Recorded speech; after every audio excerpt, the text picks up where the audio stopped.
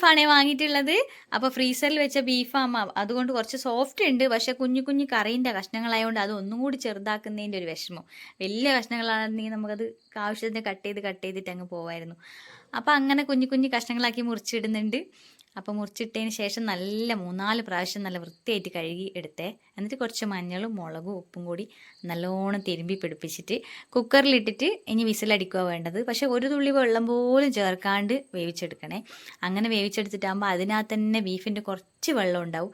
അപ്പോൾ അത് ഒന്നും കൂടി ഗ്യാസ് മേൽ വെപ്പിച്ചിട്ട് ഒന്നാ വെള്ളം നല്ലോണം വറ്റിച്ചെടുക്കണം. ഒട്ടും വെള്ളമില്ലാത്ത പോലെ നല്ല ഇങ്ങനെ വിട്ട് വിട്ട് കിട്ടുന്ന പോലെ വറ്റിച്ചെടുക്കുക. എന്നിട്ട് ഈ വറ്റിച്ചെടുത്ത ബീഫിൻ്റെ കഷ്ണങ്ങൾ നല്ലോണം തണുക്കണം. അതിൻ്റെ 10-20 മിനിറ്റോളം വെച്ചിട്ട് നല്ലോണം തണുത്ത് കഴിയുമ്പോൾ നമുക്ക് എണ്ണയിലിട്ടിട്ട് വറുത്ത് കോരിയെടുക്കാം. അപ്പോൾ വറുത്ത് കോരി എടുത്താൽ അതിൻ്റെ ഈർപ്പം വെള്ളം ഉണ്ടാവില്ലേ, ആ ഈർപ്പം എല്ലാം പോയി നല്ല മൊരിഞ്ഞ് കിട്ടുന്നവരെ നമുക്ക് വറുത്തെടുക്കാം. അങ്ങനെ ഓരോ കുറച്ചായിട്ട് ഇട്ടിട്ട് വറുത്ത് കോരി എടുക്കുന്നുണ്ട്.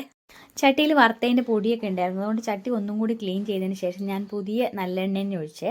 നല്ലെണ്ണ ഒഴിച്ചതിന് ശേഷം കുറച്ച് കടുകിട്ട് പൊട്ടിച്ചിട്ട് പിന്നെ ഇഞ്ചി കുറച്ച് ചേർത്ത് കൊടുക്കുന്നുണ്ട്. ഇഞ്ചി എപ്പോഴും ചതച്ചിടുന്നത് കയക്കും കേട്ടോ. അപ്പോൾ അതുകൊണ്ട് നൈസായിട്ട് ഇങ്ങനെ നീളത്തിൽ അരിഞ്ഞു കൊടുക്കുന്നത് ഏറ്റവും നല്ലത്. അപ്പോൾ ഇഞ്ചി കുറച്ച് മൂത്തതിന് ശേഷം ഞാൻ കുറച്ച് വെളുത്തുള്ളിയും പിന്നെ അതുപോലെ തന്നെ പച്ചമുളകും കൂടി ചേർത്ത് കൊടുത്തു.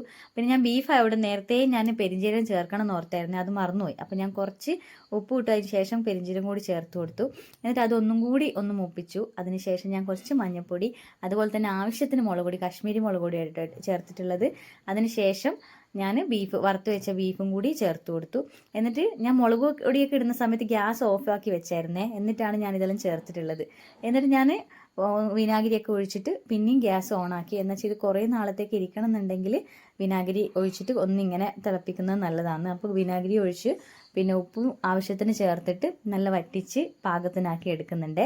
അങ്ങനെ നമ്മളെ അച്ചാർ ഇവിടെ അത്യാവശ്യം റെഡി ആയിട്ട്, കരിവേപ്പില വേണമെങ്കിൽ ചേർക്കാം, ഞാൻ ചേർക്കാൻ വിട്ടുപോയി. അപ്പോൾ നമ്മളെ ബീഫ് അച്ചാർ നല്ല ചൂടുണ്ട് കേട്ടാ, റെഡി ആയിട്ടുണ്ട് കേട്ടാ. അപ്പോൾ ഇന്നത്തെ വീഡിയോ ഇത്രയേ ഉള്ളൂ. ബൈ.